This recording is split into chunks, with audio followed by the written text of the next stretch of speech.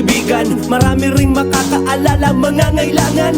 PM ka kunyari, kumusta ka na pare? Idadaan sa kwento para lang may masabi.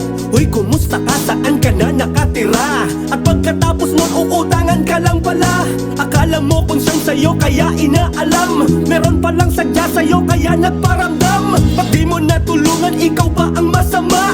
Pag di mo napautang, galit pa ang walang ya. Nakasimangot na hindi ka napapansinin. Subukan mong i-chat, hindi ka na niya isisin. Pag may kailangan lang naman pala tumagaling. Wala kang pakinabang, di ka napapansinin. Kapal pagmumuka, ba't meron ka bang pinatago? Para sabihin ko sa'yo, wala kang nga itulong gago. Kapag marami kang pera, mabango ka sa kanila.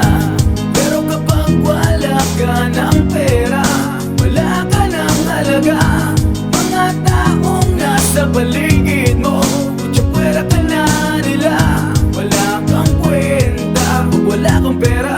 Kung wala kang pera, pera ang dahilan, kaya sila nandyan. Ikaw na tumutulong pag ikaw ang nawalan. Subukan mong lumapit pag ika'y nangailangan. Wala ni kahit ni isa, tsaka mo malalaman. Andyan sila kasama mo kapag meron kang pera. Kapag salat ka na, tablado ka, di ka kilala. Ultimo ka mag-anak mo, ika'y tatablahin. Pag di mo nabigyan ako, chichismes ka na din. Hindi nila inisip lahat ng iyong ginawa.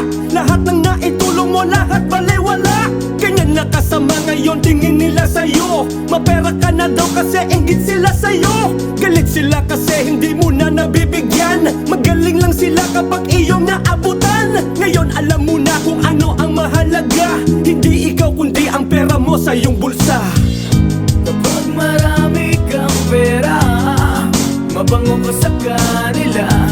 Pero kapag wala ka ng pera, wala ka ng halaga. Mga taong nasa paligid mo, pera ka na nila. Wala kang kwenta kung wala kang pera.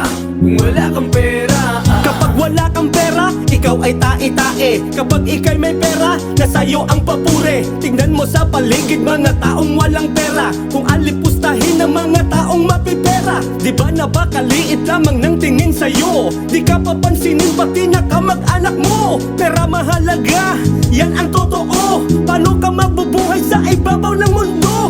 Bigyan ng halaga, huwag basta waldasin. Matutong mag-ipon, huwag basta gastusin. Kawawa ka kasi kapag ikaw ang nawalan. Wala sa'yong tutulong, tatawanan ka pa niyan. Pag-uusapan ka at sisiraan pa. Ganyan sila sa'yo kapag wala nang mapala. Hanggat maaga pa ay mag-isip ka na. Iwasan mga taong nangahatak pababa.